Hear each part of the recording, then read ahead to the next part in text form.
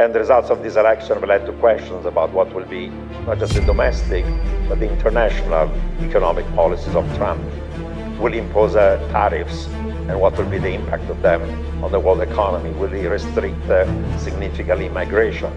Will he try to weaken the value of the dollar that he considers as being overvalued?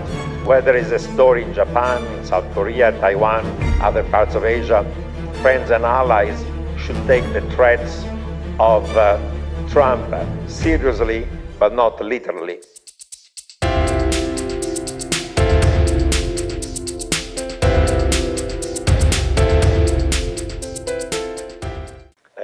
Good morning, everyone.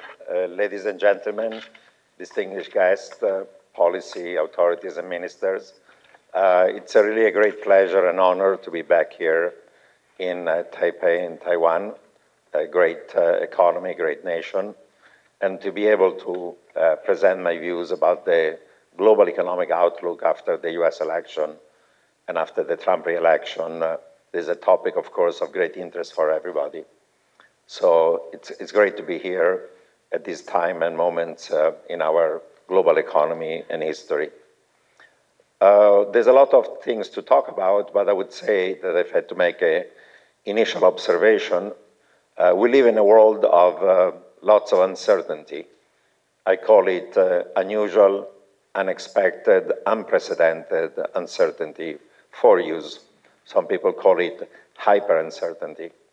If you look even just at the current decade that started at the beginning of 2020, we're almost 5 years into this decade, the world today in many ways looks very different from the one it used to be before COVID. There have been so many economic, political, geopolitical, technological, health surprises, shocks that occurred that we did not predict.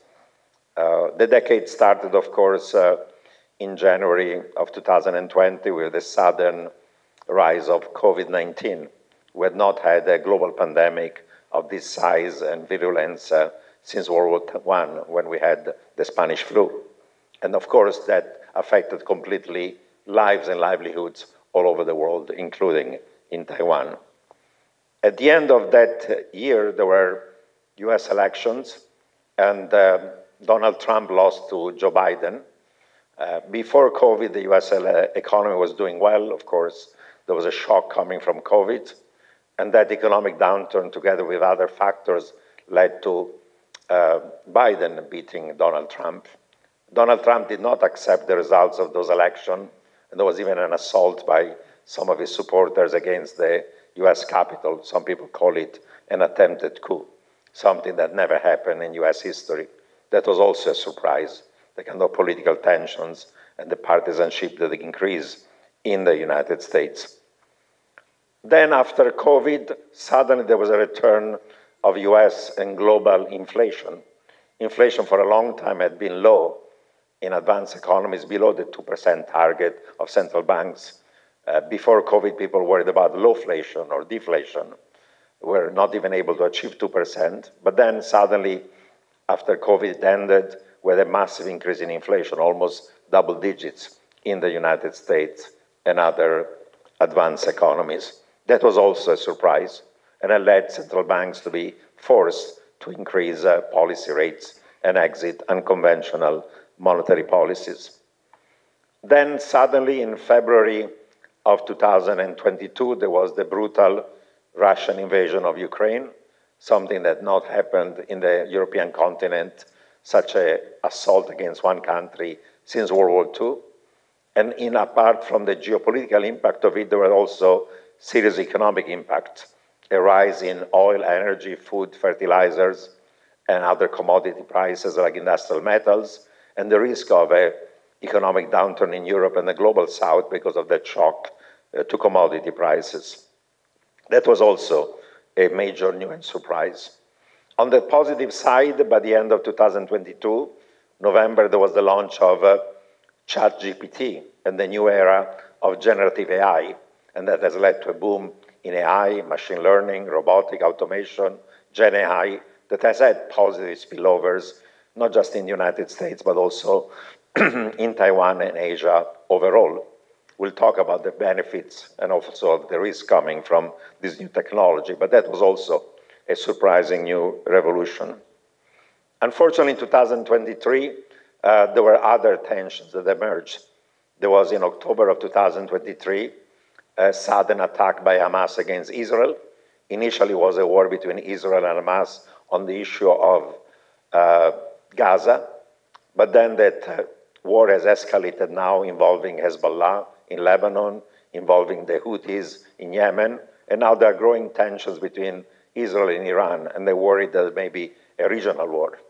If that regional war were to be fully escalating, of course, there could be a spike in oil prices, like the one we saw during the Yom Kippur War of 1973 or 1979 after the Islamic Revolution in Iran, and you could have another stagflationary shock like the one that occurred in the 1970s. Hopefully, that's not going to happen, but that's another source of risks.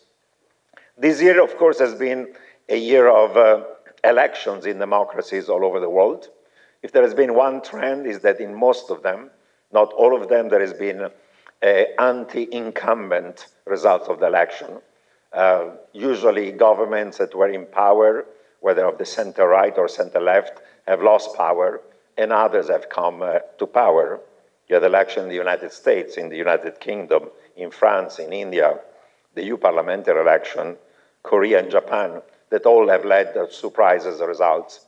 I think that the rise of economic uncertainties, of economic inequalities, of some people being left behind has led to this revolt against establishment and establishment parties and anti-incumbents usually coming to power. Of course, there was also elections in this democratic country. Have you made your choices? What, as we know, is that including the results of the US election, there is a worries about a buildup of tensions between US and China. I'm going to talk about them and how they're going to be impacting, of course, Taiwan as well. So that's one that is something important to be considered. But I would say among all of the elections this year, of course, the most important one has been the one of the United States, that is still the largest economy in the world and the biggest political and geopolitical power.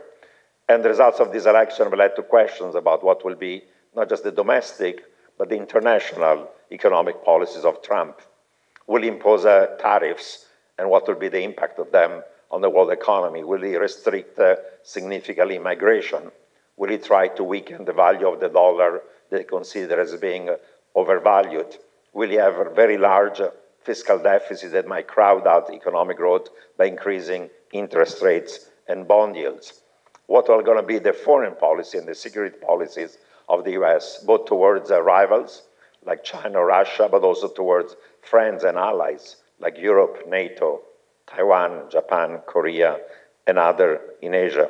So there are lots of questions, and we have to address them to see in which direction the global economy is going to be doing. And that's part of what I'm going to do today.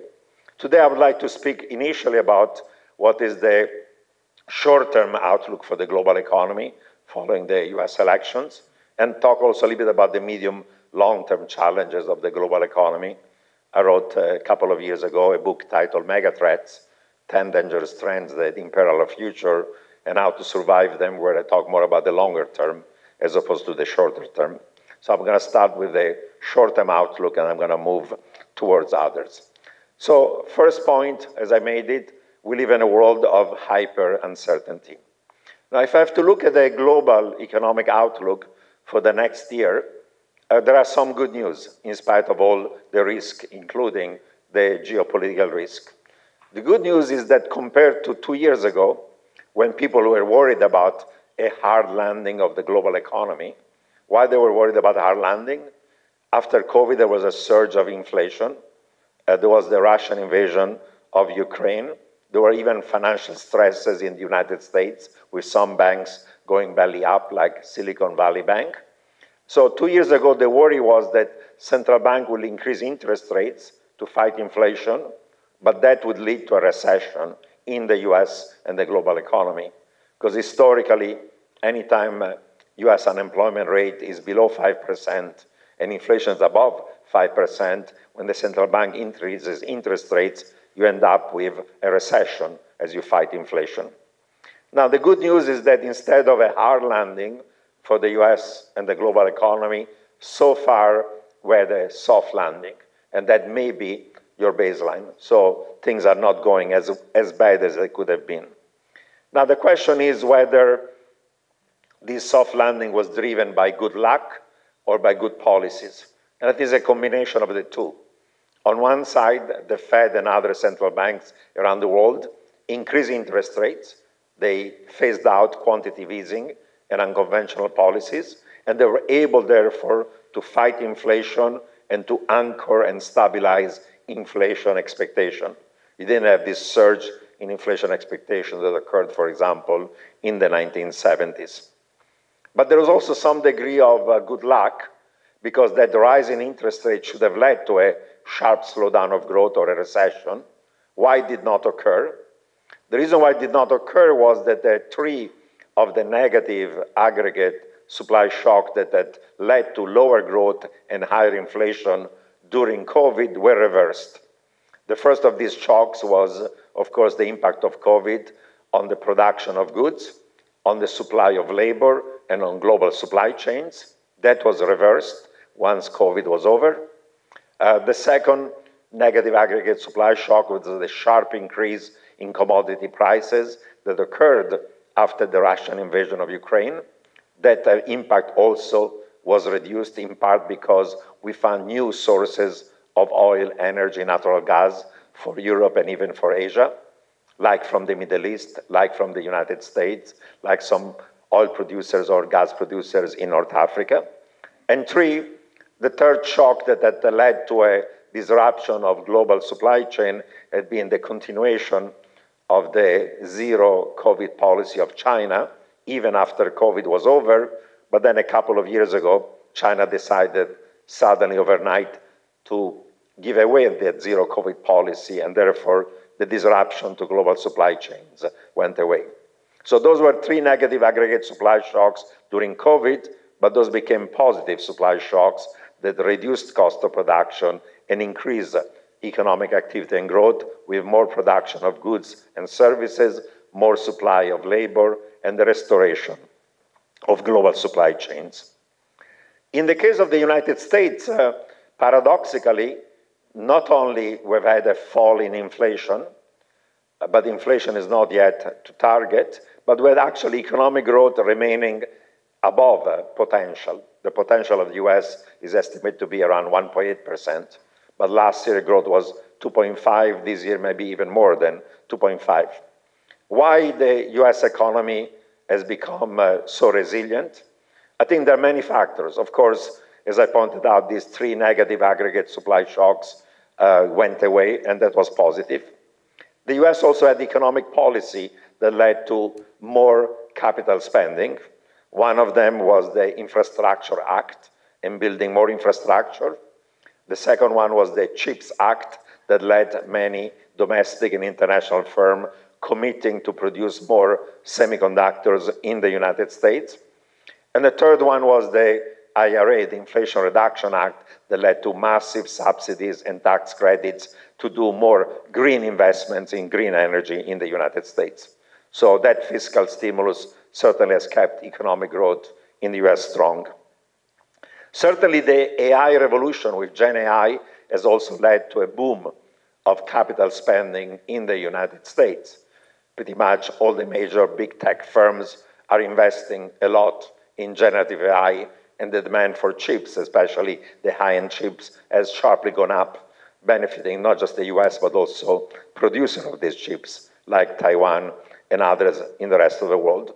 And certainly this AI revolution is going to be a source of potential increase in economic growth for a long time.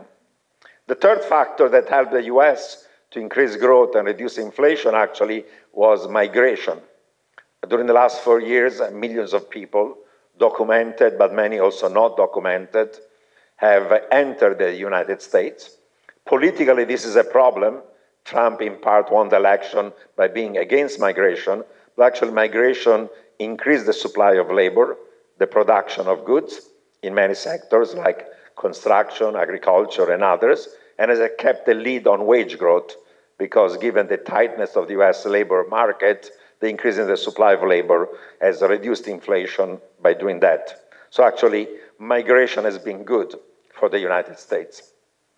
If anything, I would say that in the US, if your baseline is one of a soft landing, the other alternative to that baseline, the probability of a hard landing, a recession right now, is quite low compared to what it was in the past. And if anything, if a baseline is not going to be a soft landing, the risk is of a no landing, where growth remains above potential and inflation remains above target. That's going to create other types of economic difficulties, but actually, I would say the surprise might be on the upside rather than to the downside. That's the situation for the US. I'll briefly touch, of course, on Europe. Europe, actually, economic growth has been quite mediocre. Of course, Europe was shocked by the energy shock coming from the Russian invasion of Ukraine. But the problems of Europe and the Eurozone are not just cyclical, they are structural. Potential growth in the US is 2 and rising. In Europe or Eurozone is 1% and falling.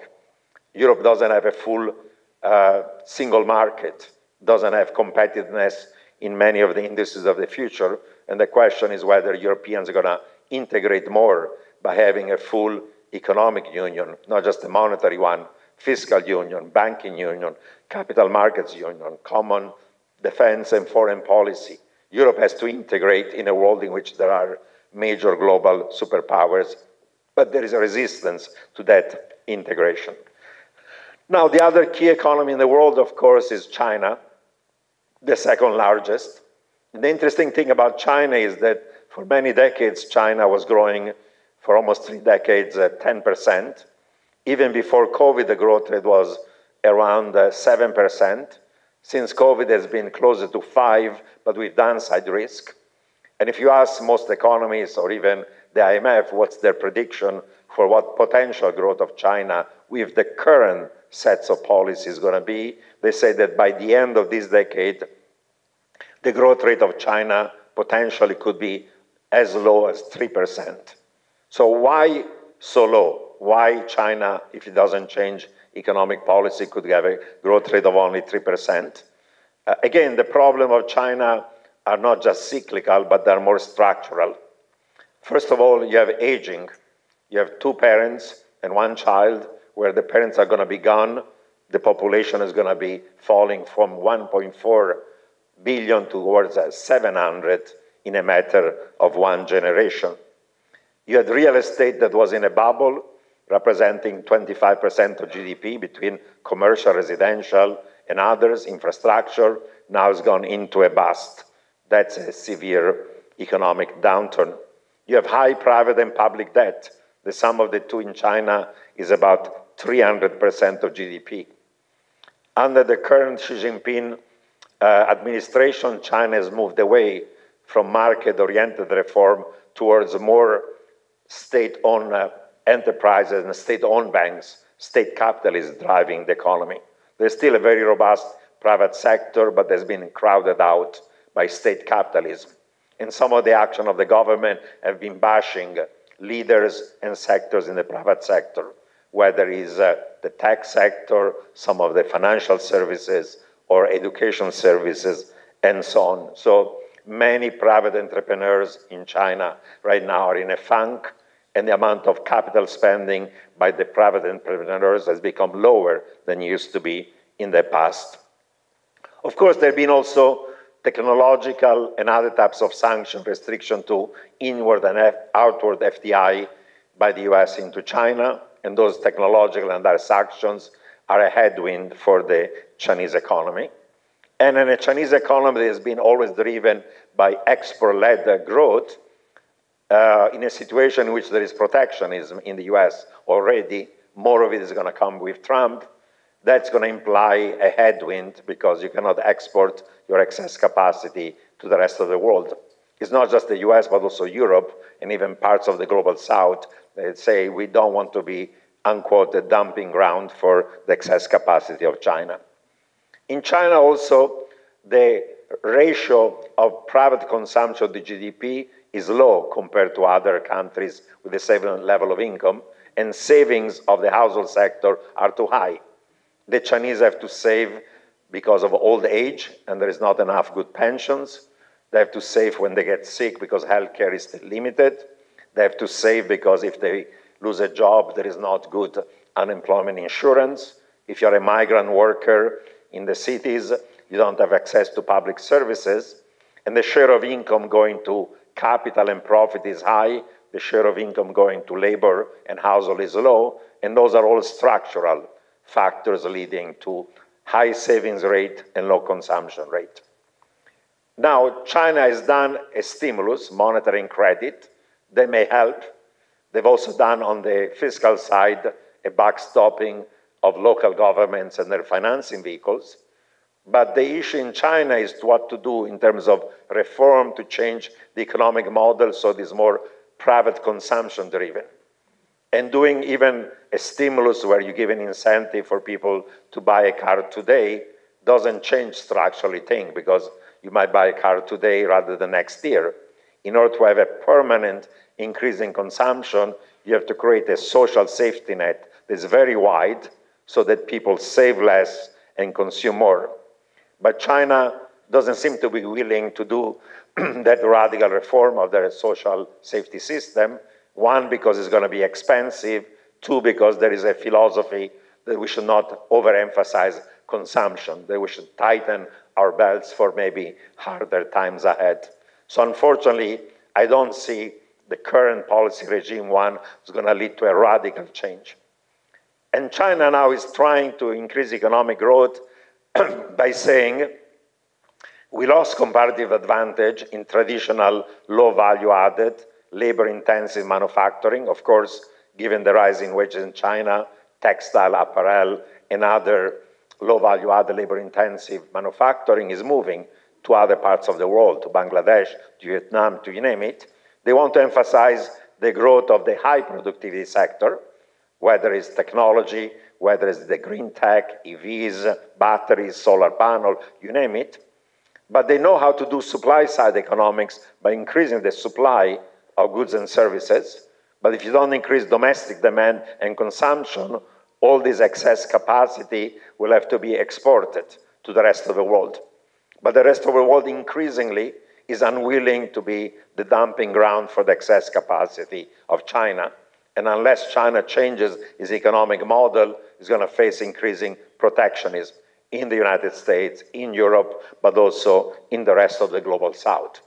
So we'll see how China is going to react to the potential shock of Trump that is threatening up to 60% tariffs against China, but that's going to be certainly another significant headwind to the Chinese economy. The paradox actually right now is that the US for the last decade has been worried about the rise of China becoming the largest economy in the world, but if potential growth of China is going to fall towards 3% because of unchanged policies, while the potential growth of the US from 2% might go to 3% or more because of all the technologies of the future, where US has comparative advantage, you could be in a paradoxical situation that by the end of the decade, US economic growth could be faster than the one of China. Of course, that depends on US economic policies and whether the current sets of policy of China are going to continue or whether it's going to be an economic policy change. I don't have time to speak in detail about the rest of the world, and including emerging market economies. And I would say, of course, we cannot lump them all together. There are some emerging economies that have strong macroeconomic and structural fundamentals, many of them in Asia, like South Korea, like Taiwan, like others. And there are other emerging market economies that are fragile, from sub-Saharan Africa to a number of them, for example, in Latin America. So we cannot lump them together. But many of these emerging markets, especially the poor ones, have significant growth challenges and debt challenges. The IMF and the World Bank say that about 60 poorer emerging markets and other developing countries are insolvent. They have debt ratios that are too large, their foreign debt, that will have to be restructured. So in emerging markets, there'll be a bit of a split between those that are strong, those that are actually geared to the technologies of the future, like Taiwan, like South Korea, and others, and those that instead are not innovating as much. Of course, even in success stories like Taiwan, there is an issue of transition. If some sectors are going to be growing, others are going to be challenged, and the question is how you do manage the slowdown, if not the weakening of those kind of sectors. Now, as I pointed out, that's the basic outlook. And the question is, of course, what could go right, but also what could go wrong. What could go wrong, of course, could be a situation in which, in a world where private and public debts are very high, and now interest rates have been normalized, if there is another economic shock that leads, for example, through geopolitics to higher oil prices, then you could have an economic downturn, and with very high debt, an economic downturn, there is not much room for monetary and fiscal easing, especially if that shock, like an oil shock, would lead to higher inflation rather than lower inflation. And there are many sources of those types of shocks.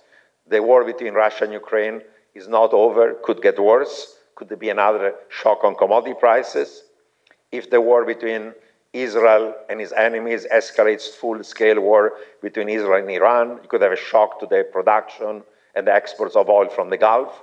That spike in oil prices will damage all oil importers, including in Asia. And of course, the US and China have been in a situation of rivalry. Some people call it a Cold War that could become colder, maybe even the risk of eventually military confrontation. Hopefully, that's not going to happen. But that rivalry between US and China is going to remain, and under Trump is going to get worse. That leads me to try to speak a little bit about what are the implications for the US and the global economy of the election of Donald Trump. I would say that for now there are more questions than answers. Some of his economic policies may, over time, to lead in the United States to more economic growth and to less inflation.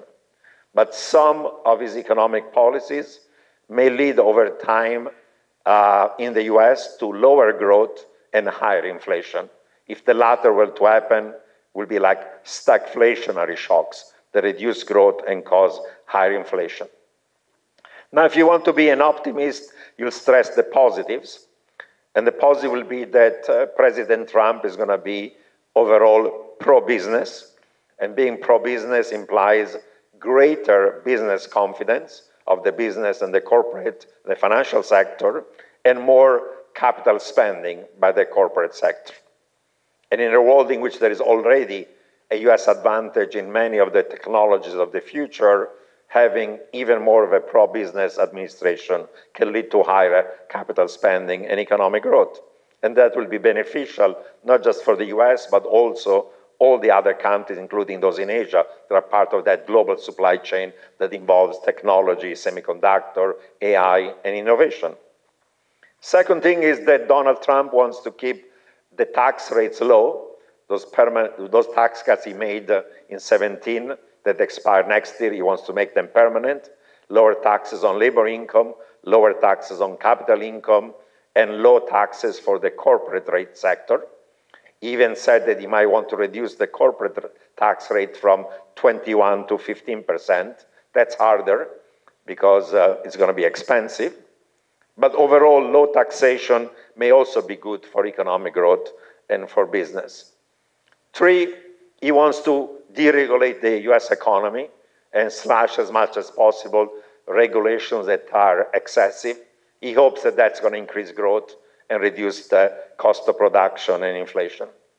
4, more controversially, he wants to phase out the subsidy for the green renewable energy and re-emphasize production of fossil fuels, oil and energy. Unfortunately, he might even get out of the Paris Accord to deal with climate change. For many reasons, he doesn't believe in climate change or doing the right thing. But even under President Biden, where there's been an increase of incentive to the green economy and green energy, there's been a significant increase in the production of fossil fuels. That is an historical high. Has gone from 9 million to 13 million today. the production of oil, millions of barrels a day in the United States. The US is becoming probably the largest producer of energy in the world. And under Trump, he believes that by incentivizing even more fossil fuels, there'll be an increase in their production, reducing cost of production, reducing the cost of energy, reducing inflation. Of course, huge damage to global climate, huge damage to the process that leads to a green transition, but he believes in that. So those are the things that will lead to higher growth and lower inflation. However, some of his policies might go in the opposite direction, increase inflation in the US, reduce economic growth in the US and globally. He has threatened tariffs of up to 60% on the Chinese goods. He has threatened tariffs up to 20% on all imports into the United States, even from friends and allies. He wants to have draconian restriction to migration in the US, including deporting millions of undocumented workers that will reduce the supply of labor, cause lower growth, higher inflation. He wants to make his tax cuts permanent, but he doesn't have a clear way of paying for them. And if you don't pay for them, the US budget deficit is already 1.8 trillion per year, 6% of GDP, could go higher. If it goes higher, the bond market vigilantes are going to wake up. They could increase interest rates in US and globally, crowding out US growth and global growth. He may also want to interfere with the independence of the Fed. He wants to have easier monetary policy at a time where inflation is too high.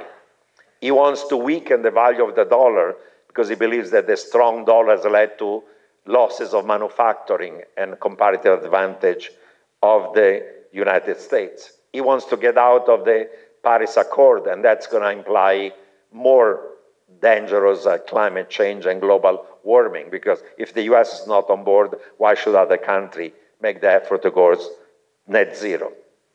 And with China, the risk is not just tariff, but a broader economic war.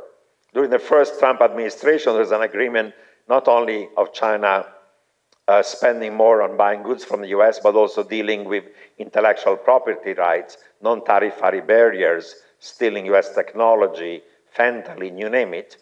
The Trump people believe China did nothing, and now they have to try to contain economically China. So the risk of a broader economic war with China, not just on tariffs, is a risk, not just economic, but also political, geopolitical, because China might react very aggressively to a risk of being contained. So those are the types of risks that could occur under the Trump administration, leaving aside the question of whether the geopolitical tension in the world, whether Russia, Ukraine, Middle East, US, China are going to get better or going to get worse. And different people, of course, may have different views. Now, the good news, I would say, is the following one. Some of his advisors say, we're going to escalate the threat of tariffs as a way of de-escalating and doing bargains. And he's a businessman who wants to do bargains. That's the positive thing. The second positive thing is that if he were to do all the things that are more negative, there'll be market discipline.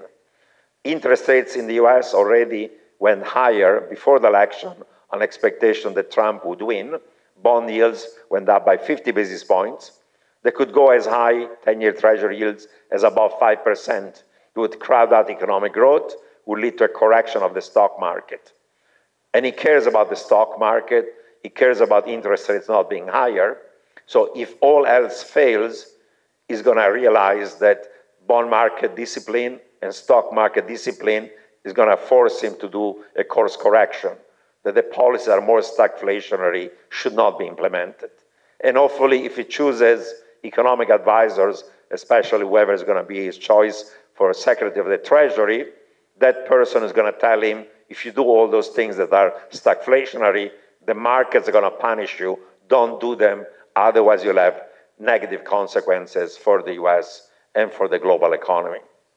Now, those negative policies of Trump, if implemented, would imply lower economic growth in the US, but also a demand shock for the rest of the world, because people will be able to export less to the US, China, Taiwan, Europe, Japan, Korea, and other countries with a surplus. So that will be a demand shock negative for the rest of the world, reducing growth.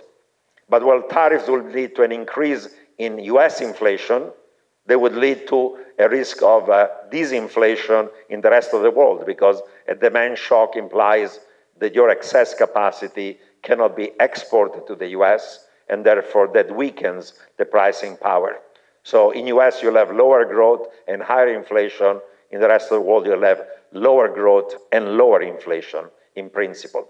And of course, the rising interest rates in the US that become global higher interest rates can also crowd out global economic growth. Now, among the regions that may be affected most negatively from some of these Trump policies, especially on trade, tariffs, and having an economic war with China, certainly Asia is the one that is most at risk of having these because of the global supply chains, because of the role of China and those that are going through the global supply chains of China. So the question is, of course, how to react to a potential types of this economic policy could be negative for Taiwan, for the rest of Asia, and for the rest of the world. I would say that if I had to suggest how to deal with the Trump administration, the advice I would give is the following one. Threaten him with counter trade wars might not be very effective. That's what the European wants to do. If you're going to impose tariffs, I'm going to impose them on you. Because the US, rightly or wrongly, believes that they have the upper hand. That if they raise tariffs and others raise tariffs, they lose more, the rest of the world, because they are having trade surpluses with the United States. So they believe that a trade war actually is not going to force Trump to back down. You have to address some of the concerns of the United States. And those concerns were also evident even during the Biden administration. There is a view in the US that the allies and the friends of the US have been free riding on defense.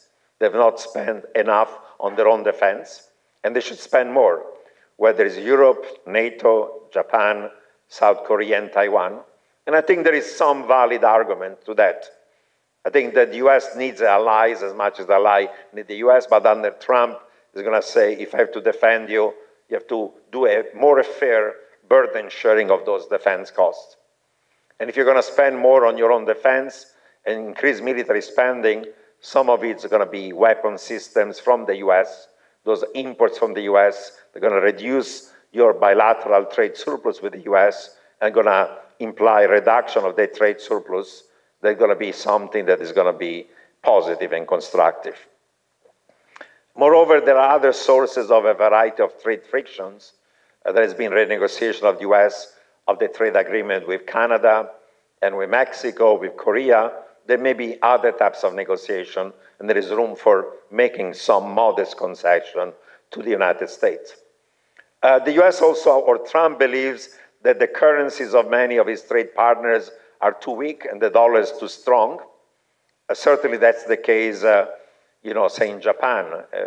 Corporates in Japan tell me if the yen was at 130 rather than 160, they could still be profitable. And there may be room maybe for a negotiation for a gradual and orderly weakening of the dollar and appreciation of the currencies of countries where the currency is undervalued, possibly even here. It's not going to be easy, it's not going to be simple, but between choosing of having 20% tariff or 10-15% appreciation of your currencies, maybe the latter choice is a better one than facing kind of tariffs.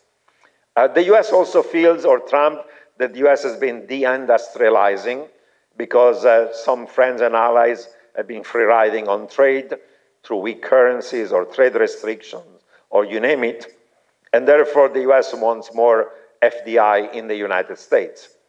Already the CHIPS Act has led TSMC, Samsung, and others to want to do more fab in semis in the US. The same thing may occur for other sectors like electric vehicles, solar, and you name it.